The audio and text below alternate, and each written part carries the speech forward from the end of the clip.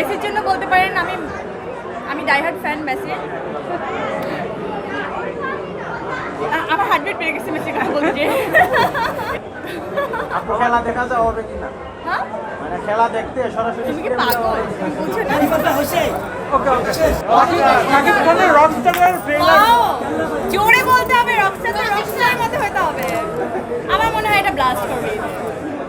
আমরা যে সেলিব্রেট করি মা দিবসটা, কিন্তু আমরা 365 দিনে মাদের কথা ভাবি, মায়ের কথা ভাবি। মাঝখানে আমাদের জীবনটা একদম অচল। যদি আমার মতো কেউ এদিন হয়ে যায়, তারপরও ওই মায়ের কথাই ভাবি। কিন্তু আমরা দিন শেষে আমরা একটা কোল চাই, একটা ছায়া চাই, একটা শেড চাই, যেখানে আমরা একদম কমফোর্টেবল জোনে থাকবো। সেটা মা ছাড়া অন্য কিছু হতে পারে না। মাই সর্বোচ্চ ঘর, মাই সর্বোচ্চ শান্তি।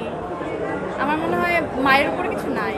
পৃথিবীতে যদি কোনো ব্যস্ত থাকে, আমার মনে হয় সেটা মায়ের কোল। সৌন্দর্য আসলে নিজের মতো করে হওয়া উচিত, যেমন আপনি নিজেকে দেখতে চান।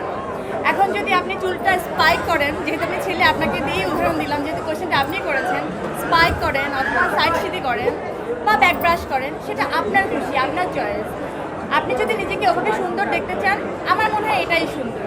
এর বাইরে কে কী বললো, কে কী করলো, ক্যারেক্টারের বাইরে আপনি যদি ক্যারেক্টার ডিমান্ড করে, লাইক আমরা যারা ক্যামেরার সামনে কাজ করি, কোনো ক্যারেক্টার প্লে করতে হবে, অ্যান্ড দেন ওই ক্যারেক্টারটা ব্যাক ব্রাশ করে, ওই ক্যারেক্টারটা নাড়া মাথা, এটাও হইতে পারে, রাইট?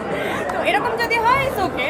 বাট নিজের সৌন্দর্য কীভাবে আপনি দেখবেন, সেটা একান্ত নিজের উপরে ডিপেন্ড করে। তো সেক্ষেত্রে কেউ যদি অ্যাস্থেটিক করে, সেটাকে আমি খুব ভালো করে অ্যাপ্রিসিয়েট করি। কেউ যদি একদম ন্যাচারাল থাকতে চায়, চুল পাকলে পাকুক, গাল ঝুললে ঝুলুক, সেটাও আমি অ্যাপ্রিসিয়েট করি। সৌন্দর্যের আসলে কোনো ব্যাখ্যা নেই, সৌন্দর্য নিজের মতো করে। প্রধান দায়িত্ব নিয়েছি এই মুহূর্তে আমার জীবনের। আমি বাচ্চাদেরকে 24 আওয়ার্স টাইম দেওয়ার, আমি সেটা প্রপারলি দিতে পারছি। সেটা আমার জন্য অনেক বেশি শান্তি। আমি ওইখানে স্যাটিসফাইড 100%। এরপরে যদি আসেন শিল্পী সত্তার মধ্যে, আমি ওখানেও শিল্প খুঁজে পাই। এরপরে যদি আসেন পর্দার ব্যাপারে, আমি ডেফিনেটলি মুখিয়ে থাকি কখন একটা ভালো কাজ করব। কিন্তু এমন তাড়ান আমার নেই যে কাজ করতে হবে বলেই আমি পর্দায় ফিরছি। আমার এমন কোনো কাজ হতে হবে যে কাজের টানে আমি সব কিছু ব্যালেন্স করে কাজটাকে করতে পারছি। সো ওরকম কোনো কাজের জন্য ওয়েট করছি। যেমন রঙিলা কিতাব, আমি কিন্তু অনেক বাচ্চা তখন অনেক ছোট ছিল, তারপরেও কিন্তু আমি রঙিলা কিতাব করেছিলাম।